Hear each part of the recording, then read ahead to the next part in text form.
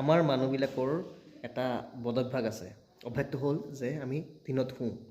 তো যিবিলাক মানুহে দিনত শুৱে তো সেইবিলাকৰ কি প্ৰব্লেম হ'ব পাৰে আজিৰ এই ভিডিঅ'টো ডিছকাশ্যন কৰিম। ভিডিঅ'টো অলপমান দীঘলীয়া হ'ব পাৰে, কিন্তু আপোনালোকে ভিডিঅ'টো চাব কমপ্লিট, কাৰণ দিনত শুৱাৰ আমাৰ কি ছাইড এফেক্টছ আছে, দিনত শুলে আমি আমাৰ হেল্থৰ আমাৰ কি কমপ্লিকেশ্যন আহিব পাৰে তাৰ বিষয়ে মই আলোচনা কৰিম।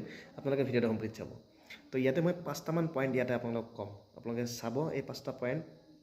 যদি এজন মানুহে দিনত শুৱে তেতিয়াহ'লে এই মানে কি প্ৰব্লেম হ'ব পাৰে। তো 1 নম্বৰ পইণ্টটো হ'ল যে এজন মানুহে যেতিয়া দিনত শুৱে তেতিয়াহ'লে আমাৰ বডিটো নেচাৰেলি আমাক ওপৰলাই নেচাৰেলি বনাইছে।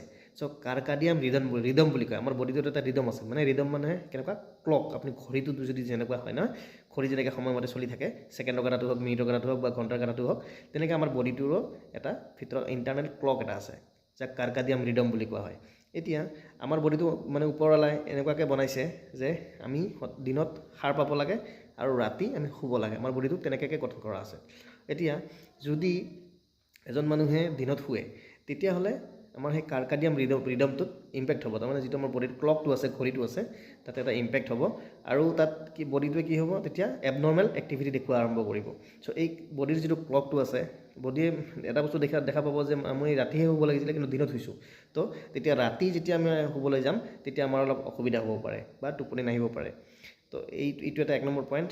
2 নম্বৰ পইণ্টটো হৈছে আমাৰ যিখিনি মেণ্টেল পাৰফৰ্মেঞ্চ আছে। যদি আপুনি দিনত শুৱে তেতিয়াহ'লে আমাৰ মেণ্টেলি যিটো পাৰফৰ্মেঞ্চ, আমাৰ মেণ্টেল হেল্থ যিটো আছে, মেণ্টেল হেল্থটো ডিষ্টাৰ্ব হ'ব পাৰে। 3 নম্বৰ পইণ্টটো হ'ল যে আমাৰ মানে যদি দিনত শুৱা যায় তেতিয়াহ'লে কিছুমান আমাৰ হেল্থ ইছ্যুজ আহিব পাৰে, যেনেকুৱা অবেচিটি, শকত হৈ যোৱা বেমাৰটো হ'ব পাৰে, বা ডায়েবেটিছ। আমাক যদি দিনত শুৱে তেতিয়াহ'লে ডায়েবেটিছ হোৱাৰ মেক্সিমাম চান্স থাকে আৰু হাৰ্ট ডিজিজ হোৱাৰ মেক্সিমাম চান্স থাকে। 4 নম্বৰ পইণ্টটো হ'ল যিটো আমাৰ বডিৰ ডিপ্ৰেশ্যনটো আছে, দিনত শুলে আমাৰ ডিপ্ৰেশ্যনটো বাঢ়ি যাব পাৰে, মেণ্টেল ডিপ্ৰেশ্যনটো বাঢ়ি যাব পাৰে। 5 নম্বৰ পইণ্ট, যিটো একদম মষ্ট ইম্পৰ্টেণ্ট পইণ্ট হয়, আমাৰ কনচেনট্ৰেশ্যন বেকআপ হ'ব পাৰে।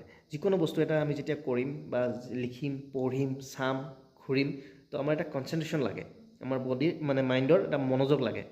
এই মনোযোগটো যিটো কনচেনট্ৰেশ্যন আছে, এই কনচেনট্ৰেশ্যনটো আমাৰ ডিষ্টাৰ্ব হ'ব পাৰে যদি আপোনালোকে দিনত শুৱে। তো এই 5টা পইণ্ট আপোনালোকে অকণমান নিজে চাব নিজৰ লগত, এই বস্তুখিনি কাৰ লগত এনেকুৱা হৈ আছে। চ' পৰাপক্ষত দিনত শুব নালাগে, কাৰণ আমাৰ নেচাৰেলি আমাক গঠন কৰা হৈছে এনেকুৱা ধৰণে যে আমি ৰাতি শুব লাগে আৰু দিনত আমি সাৰে থাকিব লাগে। তো মেক্সিমাম মানুহে, যিবিলাক মানুহৰ ধৰক দিনত আজৰি সময় পায়, তেওঁলোকে মেক্সিমাম মানুহে দিনৰ দুপৰীয়া সময়খিনি ভাত খোৱাৰ পিছত তেওঁলোকে অকণমান শুৱে। চ' এই বস্তুখিনি কমপ্লিকেশ্যনখিনি আহিব পাৰে যদি আপোনালোকে দিনত শুইছে। কোনে দিনত শুৱে আৰু কোনে এনেকুৱা পইণ্টবিলাক, যিখিনি পইণ্ট মই ক'লোঁ, তেওঁলোকে চাফাৰ কৰি আছে, কমেণ্ট বক্সত জনাব। আৰু যদি ভিডিঅ'টো ভাল লাগিছে শ্বেয়াৰ কৰি দিব। আজিৰ কাৰণে ধন্যবাদ।